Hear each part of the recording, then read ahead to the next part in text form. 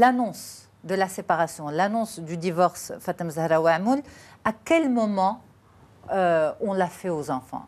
Est-ce qu'on leur en parle quand on a pris la décision qu'on va se séparer, ou on leur en parle lorsque c'est conclu, officiellement, administrativement? C'est une très bonne question, parce que justement, il y a beaucoup de personnes qui se la posent.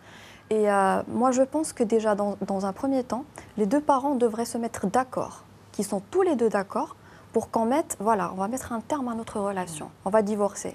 Pourquoi vous dites ça souvent? Enfin, ce que vous voyez, c'est différent, c'est un qui prend la décision et l'impose à l'autre? Souvent, ce qu'on remarque, c'est qu'une fois que le contrat est établi, le contrat de divorce, c'est à ce moment-là qu'on va dire à l'enfant, on va déménager. Et du coup, l'enfant, il ne comprend pas ce qui se passe.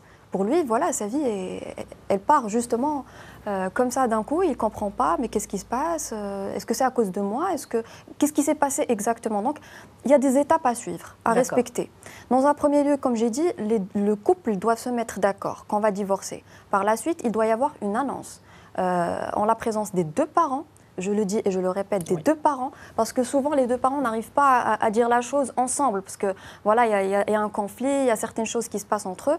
Donc, il est absolument important que les deux parents soient là, en présence des autres enfants, et on essaie de leur expliquer ce qui se passe tout simplement, avec des mots simples, quand les enfants sont en bas âge.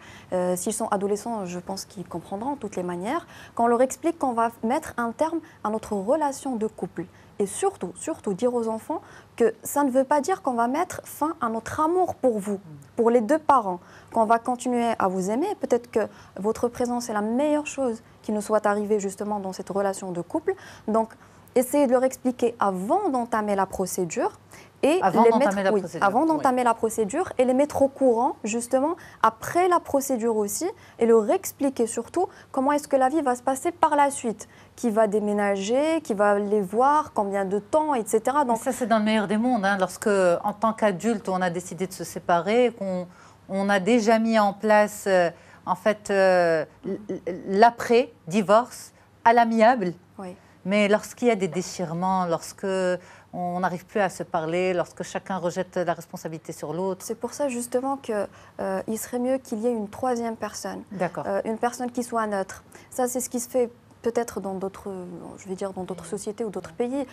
C'est que généralement, ça se passe avec une assistante sociale ou un psychologue ou une personne qui va être là, neutre, et qui va un petit peu, on va dire, moduler la communication pour que les choses se passent un petit peu plus soft pour les enfants.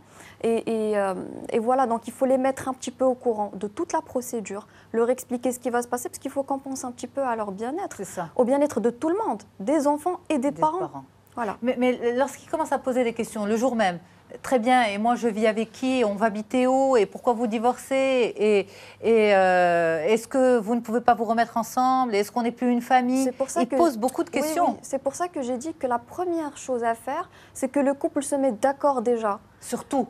Oui, surtout. Comment est-ce qu'on va gérer ce divorce? Et qu'on trouve des réponses nous-mêmes en tant qu'adultes à toutes ces questions. Anticiper, en fait. Anticiper, parce qu'on sait que l'enfant va poser ces questions.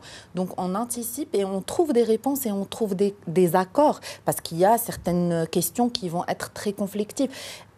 Très conflictuelles. Et donc, il va falloir qu'on trouve nous-mêmes des ententes et des accords dessus avant de les annoncer à l'enfant, parce que sinon ça va encore enflammer un peu plus cette situation. Si on arrive devant l'enfant et qu'on ne se met pas d'accord sur ce qu'on lui dit, et qu'on s'emballe et que ça dégénère. Donc, ce n'est pas l'idée. L'idée, c'est de prendre l'enfant et choisir un moment où on est le plus calme, le plus serein, et préparer ça et présenter ce qui va suivre pour lui.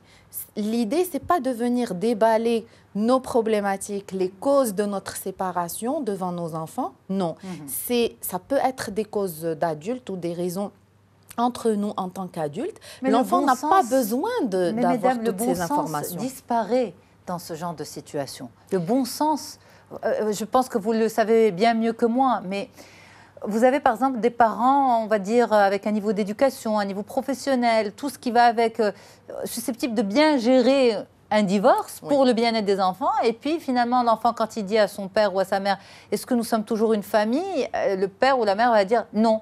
La famille de ta mère, c'est sa famille, et ma famille à moi, on est deux familles complètement différentes.